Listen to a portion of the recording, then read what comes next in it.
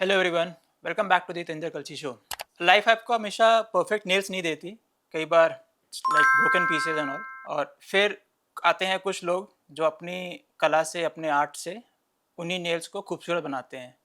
तो आज जो हमारे गेस्ट हैं वो भी इसी इंडस्ट्री से हैं। He is an expert in the nail art and eyelashes. Without wasting any time welcome करते हैं आज के गेस्ट को। Hi Fawad, hello welcome sir. To the show. Thank you sir. I hope you are comfortable. हाँ जी sir. Okay, शुरू से शुरू करेंगे, मतलब आपके चाइल्डहुड से कि ओके सर। कैसा चाइल्डहुड रहा है और उसके बाद इस इंडस्ट्री में कैसे कदम रखा। इस इंडस्ट्री का मेरा पहले से ही सपना था। मुझे बचपन से ही क्रिएटिविटी करने का बहुत शौक था, आर्ट वगैरह। ओके। तो मैंने काफ़ी फिर गूगल पे सर्च किया इसके बारे में, तो फिर मुझे वहाँ पे नेल आर्ट और आई लैशेज़ वगैरह ऐसा कुछ दिखाई दिया। फिर मैंने गांव से ही अपनी गूगल पे सर्च करके आया था। गांव कहाँ है आपका? मेरा गांव बिजनौर के पास पड़ता है, एक छोटा सा गांव है सौतखेड़ी। तो ये आपने कब शुरू किया, मतलब किस एज में थे आप जब आपने ये सोच लिया ये कि मुझे इसमें घुसना है? ये मैंने 18 ईयर्स का था जब मैं इस लाइन में आया था। तो मतलब पढ़ाई करते करते साथ में ये हाँ डिसाइड हो गया जी। था कि अब यही करना है। इसी में मन लग गया और आगे आगे और अच्छा फ्यूचर दिखा तो इसमें हो गया। तो अगर मैं आर्ट इंडस्ट्री की बात करूँ या मेकअप इंडस्ट्री की बात करूँ स्पेसिफिकली, तो मेकअप में तो और भी बहुत सारी चीज़ें हैं, लाइक फेस मेकअप हो गया, हेयर स्टाइलिंग वगैरह। तो ऐसा क्यों कि सिर्फ नेल आर्ट ही ज़्यादा इंटरेस्टिंग लगा? मेकअप और हेयर स्टाइल तो हर कोई कर लेता है, बट नेल्स का ज़्यादा उस टाइम नहीं था। ओके। बट अब ज़्यादा क्रेज़ हो रहा है। पहले तो हाँ ब्राइडल्स वगैरह ही करवाती थी, हाँ। और अब हर लड़कियां कॉलेज की इवेंट्स वगैरह में ये सब ये करवाते हैं। तो मतलब कितने टाइम हो गया आपको इसमें, मुझे इंडस्ट्री में काम करते हुए? मुझे लगभग 5 साल हो चुके हैं 5 साल हो इस गए। इंडस्ट्री में। ओके। तो आपके हिसाब से ये नेल आर्ट और आई लैशेस का जो है, मतलब ये कितना इम्पोर्टेंट है एक लड़की के लिए?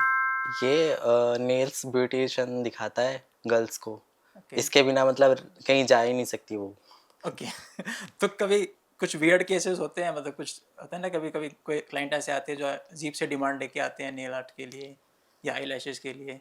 हाँ, काफ़ी मतलब जो बाहर से आते हैं उनकी अलग-अलग डिमांड्स होती है। ओके। आजकल बहुत ज़्यादा ट्रेंड में चल रहा है क्रोम वगैरह, ओके। वही ज़्यादा करवा रहे हैं। तो ट्रेंड्स के बारे में हम और बात करेंगे आगे, क्योंकि आपने 5 साल से स्टार्ट किया हुआ, तो मैं अज्यूम कर रहा हूँ कि शायद आपने कोविड से पहले ही इस पे एंटर कर लिया था। हाँ जी, राइट। कोविड से पहले की ये इंडस्ट्री और कोविड आने के बाद कितना चेंज है? काफ़ी चेंज है। कोविड के टाइम तो मैं गाँव चला गया था अपने। ओके। उसके बाद जब वो धीरे-धीरे लॉकडाउन ओपन होने लगा, ओके। उसके बाद फिर मैं दिल्ली में आ गया था। तो कितने टाइम तक बंद रहा काम? काफ़ी टाइम तक बंद रहा था। उस टाइम मैंने 5-6 महीने के बाद दोबारा शुरू किया? दोबारा स्टार्ट किया था। कोविड के बाद मतलब क्या डिफरेंस लगा? डिफ़रेंस ऐसा कुछ नहीं है। और सोशल मीडिया का कितना असर है इस पे? अब थोड़ा ज़्यादा हो गया है सोशल मीडिया का। मतलब ऐसा लगता है जैसे जो दिखेगा नहीं वो बिकेगा नहीं। तो आप फिर अपना आर्ट कैसे दिखाते हो सोशल मीडिया पे, मतलब वीडियो डालते हो या हाँ कैसे? जी, सोशल मीडिया पे ज़्यादा फ़ोकस करते हैं हम। जब मैं नेल आर्ट की बात कर रहा हूँ, मतलब एक तो चलो ठीक है, आर्ट तो है ज़रूरी, मतलब इसका क्या मतलब मैं ये समझूं कि अगर किसी का आर्ट अच्छा नहीं है हाँ तो क्या जी। वो इस इंडस्ट्री में सरवाइव नहीं कर पाएगा? नहीं, क्लाइंट उसको ज़्यादा पसंद नहीं करती। ओके। मतलब जहाँ पे प्रोफ़ेशनल वगैरह आजकल ये होता है ना, इन्फ्लुएंसर ज़्यादा आते हैं, हम्म। तो उनको एकदम प्रोफ़ेशनल, नीट एंड क्लीन काम चाहिए होता है। ओके। क्लाइंट की रिक्वायरमेंट को समझना कितना मुश्किल होता है? बहुत मुश्किल होता है। कोई वो एग्जांपल अगर आप अलग-अलग शेयर कर पाओ, डिमांड्स। कोई ऐसा इंसिडेंट, कोई ऐसा क्लाइंट? मतलब हमारी 10 फिंगर्स होती है, उसमें से अगर एक नेल्स भी इधर-उधर हो गया तो वो क्लाइंट चिल्लाने लगते हैं वहीं पे। हाँ जी, उसको बहुत देखभाल के करना होता है काम। तो उस पे एक चीज़ आता है, आप मतलब आप काफ़ी इन्फ्लुएंसर्स और सेलिब्रिटीज़ के साथ भी आपने काम किया है, तो कभी ऐसा होता है कि जो उनको चाहिए है वो टेक्निकली थोड़ा सा टफ है, मतलब टाइम लगता है उस पे करने में, हाँ लेकिन जी, जो टाइम वो दे रहे हैं वो कम है, मतलब मान लो कि आधे घंटे का काम है लेकिन 15 मिनट ही दिया है। हाँ जी। ऐसा होता है कभी? ऐसा मतलब फिर स्पीड बढ़ानी पड़ती है हमें। ओके। हाँ तो जी। मैनेज हो जाता है स्पीड हाँ बढ़ा जी, के भी? मैनेज हो जाता है। थोड़ा 19-20 का फ़र्क आता है, प वो हम पहले ही बता के चलते हैं। जब वो क्लाइंट हमसे टाइम का वो करते हैं, तो हम 19-20 का फ़र्क बता के चलते हैं उनको। और आई लैशेस पे भी आप काम करते हो, हाँ राइट? जी, तो उसके आईलैशेज़। बारे में कुछ बताओ, मतलब फ्रैंकली देखो, मुझे आई लैशेस का तो कोई आइडिया नहीं है, ठीक है? इसमें क्या क्या होता है, कैसे होता है, क्या करते हैं इसमें, मतलब? आईलैशेज़ जो हमारी नेचुरल आइज़ होती है, आईलैशेज़ होती है, उस पे आईलैशेज़ के बंचेज़ आते हैं, तो ओके। उसको वो अप्लाई करते हैं, अपनी ओके। रियल लैशेज़ पे ओके। उसको अप्लाई करते हैं, उस तो ये पे। कैसे अप्लाई होता है, पूरा का पूरा बना नहीं, आता नहीं, है या 3 के बंच आते हैं, ओके? उसमें पूरा बना हुआ आता है, उसको हमें 3 बंचेस लेने होते हैं, मतलब 3 हेयर्स लेने होते हैं। ओके। उसका एक प्लकर आता है, प्लकर को उठाते हैं उसको और डायरेक्ट ग्लू से लगा के अपनी रियल आईलैशेस पे अप्लाई कर देते हैं। तो इसमें कोई रिस्क नहीं है? रिस्क होता है, जो मतलब फ्रेशर होते हैं उस पे, कभी मैं भी जब स्टार्टिंग में कर रहा था तो काफ़ी बार आईज पेस्ट हो जाती थी ग्लू के, हीट करता था। अब ऐसा कुछ नहीं है। तो फिर कस्टमर मतलब बोलते थे स्टार्टिंग में, बट अब तो हो चुका है। और आईलैशेस का कुछ ज़्यादा ही मतलब डिफिकल्ट काम है। ओके। तो अगर मैं इस पे और थोड़ा-सा गहराई में अगर हम उतरें, तो आप बता रहे हो कि हम आईलैशेस के नेचुरल आईलैशेस के ऊपर हम आर्टिफिशियल लगा रहे हाँ हैं, जी। राइट? ग्लू तो एक प्रॉब्लम है कि चिपक गया तो अलग प्रॉब्लम। अगर कोई सेलिब्रिटी या कोई इन्फ्लुएंसर रेगुलर बेसिस पे आईलैशेस यूज़ कर रहे हैं, मतलब आज लगवाई, कितने कितने टाइम तक टिकेगा एक लाइफ वो चल जाती है 20 से 25 डेज़ डेज़। तक? हाँ जी। वो उतरी, उसने फिर से लगवा ली, ऐसा भी होता है क्या? हाँ, हो जाएगा, बट बीच में 2-3 बार करवाने के बाद उनको गैप देना पड़ता ज़रूरी है, है। हाँ जी। ज़रूरी है। मतलब गैप नहीं वरना वो देंगे तो क्या अपनी होगा? जो रियल वाली आईलैशेज़ है, हुँ, उस पे मतलब फ़र्क पड़ता है थोड़ा। तो किस तरह का फ़र्क? वो नीचे वाली थोड़ी लूज़ हो जाती है। ओके। हाँ जी। और ग्रो भी नहीं करेंगी शायद फिर नहीं। वो। तो आपके हिसाब से क्या रिकमेंडेशन है? मतलब देखो सेलिब्रिटी या इन्फ्लुएंसर्स का लाइफ़स्टाइल थोड़ा अलग है, तो मे बी उनको थोड़ा कंटिन्यूअस मेकअप चाहिए। बट अगर एक नॉर्मल इंसान आईलैशेज़ लगवाना चाह रहा है, उसको कितने गैप में लगवाना चाहिए? उनको 25 या 1 मंथ का गैप देना ही ज़रूरी है। हाँ जी। और टिपिकली एक क्लाइंट के साथ कितना टाइम लगता है पूरे प्रोसेस में? लग जाता है 1 आवर। 1 आवर के हाँ आसपास, जी। सिर्फ़ आईलैशेज़ में? हाँ जी, हाँ जी। आपने काफ़ी टाइम से इस इंडस्ट्री में काम कर रहे हो और शायद काफ़ी सेलिब्रिटीज़ के साथ, इन्फ्लुएंसर्स के साथ काम किया है। हाँ जी। तो वो पहला वाओ मोमेंट कौन-सा था? मतलब वो पहला मोमेंट जब लगा ना कि हाँ, अब कुछ अचीव किया है मैंने, किसी सेलिब्रिटी के साथ काम करके। मैंने सबसे पहले जया पर्दा के साथ ओके, काम किया था। ओके, तो उसके बाद फिर उसी लाइन में मतलब कॉन्टैक्ट्स होते गए और ओके, मैं उसी लाइन में जाता रहा। ओके। उसके बाद मैंने काफ़ी सारे सेलिब्रिटी के साथ काम किया है। कुछ नाम अगर आप बता पाओ? जैसे मनारा चोपड़ा है, अमीषा पटेल ओके, और महिमा चौधरी, ओके, बढ़िया। हिना खान है, काफ़ी है। काफ़ी लिस्ट काफ़ी लंबी है लगता है। ये तो हो गया आपका करियर के हिसाब से बातचीत, आपके काम के रिगार्डिंग। जितना मुझे पता है, जितनी हमारी बात हुई है, उसके हिसाब से आई नो कि आपकी कुछ पर्सनल ट्रेजेडीज़ भी रही है लाइफ में, हाँ ओके, जी। स्पेशली आपके फादर के डेथ के बाद। उसके बारे में अगर आप कुछ बात करना चाहो, कैसे हुआ, क्या हुआ? उसका मैं यहीं पे था दिल्ली में। ओके, मेरे गाँव से फ़ोन आया था, मेरे फूफो का। उन्होंने ही बस इतना बताया था, उस टाइम मेरे फादर की डेथ डेथ हो चुकी थी। ओके, उन्होंने सिर्फ़ इतना बताया था कि आपके फादर की तबीयत बहुत ख़राब है और आप जल्दी से गाँव आ जाओ। ये कब की बात है? ये अभी जनवरी में 1 साल होने वाला है। ओके, तो क्या हुआ था उन्हें? उनको अचानक ही अटैक का कुछ प्रॉब्लम था, ओके, अचानक ही हुई थी। ऐसी कोई बीमारी नहीं थी उनको। तो आप ऑलरेडी काम कर रहे थे यहाँ पे, हाँ आपका काम जी, इस्टेब्लिश हो चुका था, उसके बाद ये इंसिडेंट हुआ है। हाँ जी। तो इसका कितना इम्पैक्ट पड़ा काम पे? इसका काफ़ी पड़ा था। मैं 1 मंथ अपने गाँव में ही रुका था उसके बाद। ओके। फिर वापस दिल्ली आना पड़ा क्योंकि क्लाइंट्स बार-बार फ़ोन कर रहे थे और उनके अपॉइंटमेंट्स वगैरह भी थी। फैमिली का सपोर्ट कैसा रहा उस टाइम पे? जैसे कि कहते हैं ना कि हर घर में बहुत लोग अच्छे होते हैं, बहुत लोग अच्छे नहीं होते। ऐसा क्यों लगता है आपको? क्योंकि मेरे परिवार वालों ने मुझे स्टार्टिंग से ही ऐसे बोला था कि ये कुछ नहीं कर पाएगा, इसकी बस की कुछ नहीं है और मतलब जब आप कह रहे हो कि परिवार वाले, तो ये कौन लोग? ये ये आपके पेरेंट्स तो नहीं हो सकते शायद? पेरेंट्स तो नहीं, मतलब फैमिली मेंबर है, ओपनली नाम तो नहीं लूँगा, बट ओके, ख़ानदान। रिलेटिव्स में। हाँ जी, उनको ये लगता था कि आप नहीं कर पाओगे हाँ शायद जी, कुछ, बट वो तो आपने प्रूव कर ही दिया अगले 4-5 हाँ साल में। जी। आज वो भी अपने बच्चों का करियर इसी लाइन में ढूँढ रहे हैं। ओके। और क्योंकि कुछ। आप छोटे शहर से आए हो, ठीक है, तो हाँ जी, वहाँ पे ये मेकअप और ये सब चीज़ों को थोड़ा अलग नज़रिए से देखा जाता है शायद। हाँ जी। तो कैसे कमेंट्स आते थे या किस तरह का रिएक्शन होता था लोगों का? सोसाइटी का कैसा रिएक्शन होता था? गाँव वाले बोलते थे काफ़ी, मेरे मम्मी-पापा को बोलते थे कि किस लाइन में भेजा है, इससे अच्छा और कुछ करवा दो। ओके, बट उन्होंने अपना मतलब उन्होंने भी बोला था फादर ने कि ये लाइन अच्छी नहीं है, हमारे मज़हब में नहीं है। अच्छा, बट मैंने अपनी मर्ज़ी करके मैं अपना सपना लेके आया था एक दिल्ली से। ओके, तो फिर मेरे पेरेंट्स भी मान गए थे। उस टाइम फिर मैं मम्मी-पापा से पैसे लेके अपने दोस्त वगैरह से तो मैं यहाँ पे एडमिशन वगैरह लिया था। ओके, तो कोर्स करने के लिए। हाँ जी, तो फिर तो मैंने वहाँ से स्टार्ट किया था। अब क्योंकि आपने कोर्स की बात की है, तो अगर कोई और मान लो उसका इंटरेस्ट है इस लाइन में, ठीक है, हाँ जी, और वो इसमें करियर बनाना चाहता है, स्टार्ट करना चाहता है, तो किस तरह का कोर्स करना होगा? किस मतलब तरह का नेल्स और आईलैशेस का ज़्यादा ट्रेंड है आजकल। ओके। हाँ जी, क्योंकि मेकअप और हेयर स्टाइल तो हर कोई मतलब जगह-जगह बैठे हैं, तो इसमें अभी नेल्स और कम लोग आईलैशेस हैं, का ज़्यादा इसमें आर्टिस्ट कम है क्रेज़ है। अभी। हाँ जी। तो ये कोर्स की जो फीस है वो अप्रॉक्सीमेटली किस रेंज में होती है? 25 से स्टार्टिंग हो जाती है नेल्स की ओके। और आईलैशेस की 20 से। और ये कोर्स का ड्यूरेशन कितना होगा, मतलब कितना टाइम उसका लग जाएगा अच्छे से सीखने में? लग जाता है 2 मंथ लग जाएँगे आराम से। आराम से। वैसे 1 मंथ का होता है, बाकी प्रैक्टिस पे डिपेंड करता है। ये तो हो गया कोर्स। और भी कुछ उसको मतलब प्रैक्टिस के लिए चाहिए होगा, या किसी कोई और टिप उसके लिए? मतलब कोर्स तो 1 महीने का हो गया ख़त्म, उसके हाँ बाद जी, और क्या ऐसा टिप हो सकता है जो उसके लिए अच्छा रहेगा?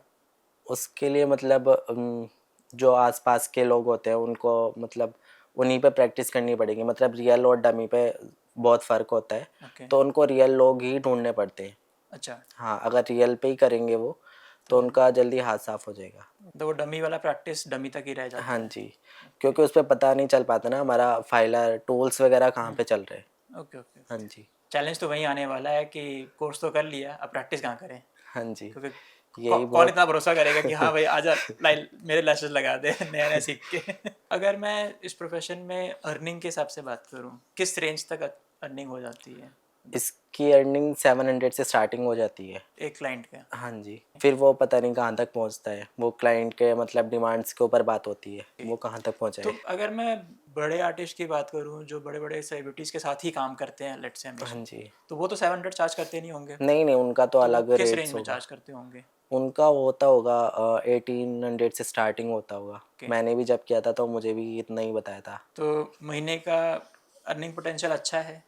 हाँ जी, इंस्टाग्राम पे या सोशल मीडिया पे, किसी भी सोशल मीडिया प्लेटफॉर्म पे अगर मैं प्रेजेंट हूँ, मतलब अगर आप मान लो आपका प्रेजेंस सोशल मीडिया पे है, हाँ जी। तो क्या उसकी वजह से क्लाइंट ज़्यादा आते हैं? हाँ जी, बिल्कुल आते हैं 100%। तो अगर मैं आपसे पूछूँ आपके डेली के जो भी क्लाइंट हैं, लेट्स से आपके दिन के 10 क्लाइंट्स हैं, तो उसमें से कितने ऐसे हैं जो सोशल मीडिया की वजह से आए हैं आपके पास? आ जाते हैं डेली के 2-3 तो आ ही जाते हैं। सोशल मीडिया से। हाँ जी, आपका जितना मैंने प्रोफाइल गो थ्रू किया था, ओके, तो आपने सेलिब्रिटीज़ के साथ काम किया है एज अ हाँ नेल जी, आर्ट एक्सपर्ट और आई लैशेज एक्सपर्ट। आईलैशेस। इसके अलावा आपने मॉडलिंग में भी कुछ काम किया है शायद। हाँ जी। मॉडलिंग का करियर कैसे स्टार्ट हुआ? मॉडलिंग का ऐसा हुआ था जब मैंने सेलिब्रिटी का पहला मतलब कदम रखा था उसमें, तो वहीं से मतलब लोगों के साथ कांटेक्ट बनता रहा। वहीं पे मॉडल्स मिलते रहे और उन्हीं से मतलब बातचीत होती रही, तो उन्हीं के थ्रू मैं वहाँ पे गया था। एक नॉर्मल क्लाइंट जो सैलून पे आते हैं, हाँ जी, उसमें और एक सेलिब्रिटी के साथ काम करने में क्या फ़र्क है? बहुत फ़र्क होता है। कैसा मतलब? मतलब उनके साथ काम करके अलग ही फीलिंग आती है। वो फीलिंग अगर आप एक्सप्लेन कर पाओ शायद हम भी फील कर पाएँ। मतलब जो बचपन से उनको टीवी पे देखते थे, आज उनके साथ काम कर रहे हैं, तो मतलब बहुत प्राउड फील होता है। क्योंकि आपकी सेलिब्रिटीज़ के साथ काफ़ी इंटरेक्शन हो चुकी है, फ़ोटोज़ वगैरह भी हैं। तो अब आपके वो जो रिश्तेदार लोग हैं, अब उनका रिएक्शन कैसा है? मतलब कभी आके कुछ बोलते होंगे? नहीं, कभी ऐसा नहीं होता कि आके बोलते हो कि यार हमारी भी फ़ोटो करवा दे, तू तो काफ़ी मिलता लोग बोल रहता है। नहीं, गाँव वाले तो बहुत बोलते हैं कि हमें भी मिलवा दे किसी से, कितने से मिल चुका। मुझे खुद को याद नहीं है मैं कितने लोगों से मिल चुका। तो फिर उनको क्या जवाब देते हो? उनको तो मैं बोल देता हूँ डायरेक्ट कि आ ही जाओ आ दिल्ली। जाओ। अगर मतलब ये क्वेश्चन अगेन थोड़ा पर्सनल हो सकता है आपके हिसाब से, क्योंकि आपकी अपनी पर्सनल ट्रेजेडीज़ रही है। बट अगर कोई और प्रोफेशनल में काम कर रहा है, ठीक है, और उसकी लाइफ में भी ऐसी कोई ट्रेजेडी होती है, तो उसके लिए क्या मैसेज है? कैसे डील करें? क्योंकि आपने आपकी अपनी एक पर्सनल ट्रेजेडी रही है फादर के लॉस के बाद, ओके, बट फिर भी आपने वापस काम कंटिन्यू रखा, फिर से ग्रो किया है, ठीक है, उस ट्रेजेडी से ओवरकम करके। तो ऐसे ही अगर कोई और भी ऐसी किसी ट्रेजेडी से गुजर रहा हो और वो अपना प्रोफेशनल लाइफ संभाल नहीं पा रहा है, डिस्टर्ब हो रही है लाइफ, तो उसके लिए क्या मैसेज होगा? कैसे संभाले वो? उनको बस हिम्मत नहीं हारनी होती है। साथ के साथ मतलब उनको काम करना चाहिए, हिम्मत से काम लेना चाहिए। ऐसा नहीं मतलब जैसे हार मान के बैठ गए, उससे कुछ नहीं होने वाला। मतलब आगे बढ़ते रहना चाहिए। जब आपका वो फेज़ था फादर की डेथ के बाद, तो किन लोगों ने एक्चुअली सपोर्ट किया आपको? रिश्तेदारों ने, दोस्तों ने, या किसी और ने? रिश्तेदारों ने तो मुझे आज तक मेरा कॉल ही नहीं उठाया उन्होंने। ओके। उन्होंने आज तक मुझसे ये नहीं पूछा कि आप बेटा आपके पास कुछ है या नहीं। उन्होंने आज तक मुझे कॉल करके नहीं पूछा। और जो मतलब मेरे पापा के दोस्त वगैरह हैं वो तो मुझे आज तक फ़ॉलो करते हैं ओके। कि बेटा किसी चीज़ की ज़रूरत हो तो बता देना, कि डरना मत, हम अपने ही हैं। हुँ। मतलब गैर जो होते हैं उन्होंने मेरा साथ दिया है बट अपनों ने नहीं दिया। अब कहते हैं ना गैर अपने हो गए, अपने गैर हो गए। उन्होंने मुझे आज तक नहीं पूछा, मतलब कभी उनको मैंने कॉल भी किया तो उन्होंने कॉल भी नहीं रिसीव की। तो क्या ये उनका बिहेवियर पहले भी ऐसे ही था या फादर के डेथ के बाद हुआ? हो जाता है, मतलब पहले तो कभी नीड नहीं पड़ी, कभी मतलब चेक नहीं पहले करा? तो हाँ, मतलब सही से थे बट अब ना थोड़ा लोग बचने लगते हैं कि अच्छा, इनका कुछ नहीं है आगे पीछे तो। कहीं हमारे पल्ले ना पड़ हाँ जाएँ। जी, अब लोग ना बचते हैं। कई बार आप जैसे अपने दोस्तों में बैठते हो या रिलेटिव्स वगैरह में एंड ऑल, तो इस इंडस्ट्री को लेके लोगों के अंदर कुछ होता है ना, मिसकंसेप्शंस होते हैं, उनकी सोच कुछ अलग डायरेक्शन में जा रही हो। आपको पता है प्रैक्टिकली कि इंडस्ट्री में ऐसे नहीं, ऐसे काम होता है। हाँ तो ऐसा जी, कोई मिसकंसेप्शन शेयर करना चाहोगे? काफ़ी गाँव के लोग पूछते थे कि क्या होता है वहाँ पे, क्योंकि उनको पता नहीं रहता था हुँ। कि क्या होता है क्या नहीं, कभी उन्होंने सैलून भी नहीं देखा। तो उनको मैंने वीडियोज़ वगैरह से समझाया। उसके बाद उनका कैसा रिएक्शन रहा? उनका रिएक्शन ये था कि कौन करवाता है ये, हमारे इधर तो कोई भी नहीं करवाएगा, हाँ। कैसे इतने बड़े-बड़े नेल्स लेके घूमते हैं ये। ओके, मैं बड़े नेल्स पे आपने अच्छा याद दिलाया। नेल्स एक्सटेंशन करवाने के बाद ऑब्वियसली दिक्कत तो आएगी डेली के कामों में। उस पे आप अपने कुछ टिप्स देते हो क्लाइंट्स को कि डिपेंडिंग कि उनका क्या काम है, कैसा काम है, कि कौन-सा नेल करवाना चाहिए, कौन-सा नहीं करवाना चाहिए? नहीं, वो लेंथ पे डिपेंड करता है, मतलब ज़्यादा लॉन्ग अगर लेंथ रखवाएँगे वो तो हुँ, उनको प्रॉब्लम हो सकता है। ओके। मतलब जैसे उनके हेयर वगैरह में अड़ गया, हुँ, तो हुँ, पूरा नेल्स निकल जाएगा। ओके। अपना जो नेचुरल वाला नेल्स है ना, उसपे हार्म पहुँचता है। काफ़ी क्लाइंट मेरे पास ऐसे भी आए हैं, उनका पूरी फिंगर से ब्लड्स आ रखे हैं। ओके। हाँ जी। अगर कोई नेल आर्ट करवाने जा रहा है या नेल एक्सटेंशन करवाने जा रहा है, तो उसको आप क्या-क्या चीज़ों का ध्यान रखने के लिए बोलोगे? उनको तो बस मैं यही बोलना चाहूँगा कि अपने अकॉर्डिंग लेंथ रखवाएँ, ज़्यादा बड़ी ना रखवाएँ। ओके, वो कहीं भी टच हो जाता है तो हार्म करता है वो। ओके। मतलब पूरे फिंगर में दर्द, पेन, ब्लड वगैरह स्टार्ट हो जाता है। इसके अलावा कुछ और चीज़ें मतलब कोई नहीं, ऐसा कुछ नहीं है उसमें, ऐसा कुछ नहीं कुछ है? भी करवा सकते हैं, आर्ट वगैरह कुछ ऐसा नहीं। इसका कोई साइड इफ़ेक्ट तो है ना, मतलब अगर मैं कंटिन्यूअसली नेल एक्सटेंशन करवाता रहता हूँ, एक उतरा फिर दूसरा लगवा लिया ऐसे, ऐस रेगुलर है मतलब? अपने जो रियल वाले नेल्स होते हैं ना, हुँ, उनको वो नहीं मिल पाता, ग्रोथ नहीं ऑक्सीजन नहीं मिलती। मिल पाती, हाँ, तो पैक होते हैं, तो उनको भी गैप देना चाहिए, 1 मंथ का गैप देना चाहिए उनको। क्या है ये, इसकी वजह से स्किन एलर्जीज़ भी होती है? वो जब स्टार्ट होती है, जब हमारा नेल ग्रो करता है, तो साइड से हमारा मतलब निकलना स्टार्ट हो जाता है। ओके, अगर वो उसमें ही लगा रहेगा, पानी-वानी जाता है, तो उससे फंगल्स वगैरह स्टार्ट हो जाता है। अपना नेचुरल वाला नेल्स हुँ, येलो हुँ, हो जाता है। ओके। हाँ जी, तो तो उसको रिमूव करवा लेना चाहिए जब ग्रोथ आ जाए तो। तो टिपिकली कितने दिन तक रखना चाहिए? उसको 25 डेज़ के बाद निकलवाना चाहिए। निकलवा लेना हाँ चाहिए, जी, अगर टिका भी है तो निकलवा लो। हाँ जी। वैसे तो आजकल टिकते हैं नहीं इतने दिन, तो जितना मैंने देखा है अपने आस-पड़ोस में, आस-पास के लोगों में, कि नेल एक्सटेंशन करवाई कई बार तो 2 दिन का बाद ही उतरना शुरू हो जाते हैं। प्रोफ़ेशनल से करवाओ फिर। जो आप नेल्स लगाते हो तो शायद आप उसको चिपकाने के लिए आप यूवी रेज़ वगैरह भी यूज़ करते हो? यूवी रेज़ होती है, उससे पहले हम एक्रेलिक और जेल का यूज़ करते हैं। ओके, जो हमारा जेल होता है ना, वो यूवी रेज़ में सुखाते हैं, तो वो ओके। हम क्लाइंटों को ज़्यादा स्किप करवाते हैं, क्योंकि वो यूवी रेज़ अपने हैंड्स के लिए। हाँ, मैं उसी पे आने वाला था हाँ कि जी, यूवी रेज़ तो हार्मफुल होते हैं। हाँ जी। दूसरा प्रोडक्ट होता है एक्रेलिक, ओके, वो हमारा एयर ड्रायर होता है, ओके। उसका यूवी रेज़ की ज़रूरत नहीं होती है, तो तो बेटर है वो कि अगर ज़्यादा किसी को सजेस्ट। लगवानी है तो एक्रिलिक लगवाए हाँ जी, इंस्टेड ऑफ यूवी वाला हाँ जी, ऑप्शन। हाँ जी। इसी तरीके से अगर मैं आईलैशेस के हिसाब से बात करूँ या आईलैशेस एक्सटेंशंस की बात करूँ, उसमें भी क्या-क्या चीज़ का ध्यान रखना है? एक तो आपने बता दिया पहले कि 20-25 दिन के बाद गैप देना चाहिए। उसके अलावा कुछ है वो कि किस तरह के आईलैशेस नहीं लगाने चाहिए? किस तरह के उसमें मतलब नेचुरल वाला जो आता है ना, उसमें काफ़ी क्वालिटी आती है। एक तो मतलब प्लास्टिक के हेयर होते हैं, एक हुँ, हुँ। सिंथेटिक होते हैं। तो मतलब जो ओरिजिनल वाले हेयर होते हैं, उन्हीं को लगवाना चाहिए। ओके, हाँ जी। मतलब सस्ते के चक्कर में वो प्लास्टिक और हाँ, सिंथेटिक ना लगवाओ। प्लास्टिक थोड़ा मतलब हैवी हो जाता है आइज़ पे। ओके, वो मतलब ऐसा लगता है भारी-भारी सा। जो अपने नेचुरल वाले हेयर से बने हुए होते हैं ना, हुँ। वो एकदम लाइट वेट लगता है। आईलैशेस की वजह से कभी-कभी किसी क्लाइंट को आई इन्फेक्शन या कुछ इरिटेशन हुई है? नहीं, ऐसा तो कुछ नहीं, मतलब वो जब अनप्रोफ़ेशनल वाले होते हैं ना, हुँ, मेरे साथ भी हुआ था जब स्टार्टिंग में मैंने किया था, तो एक क्लाइंट के ना आइज़ पे ग्लो चली गई थी।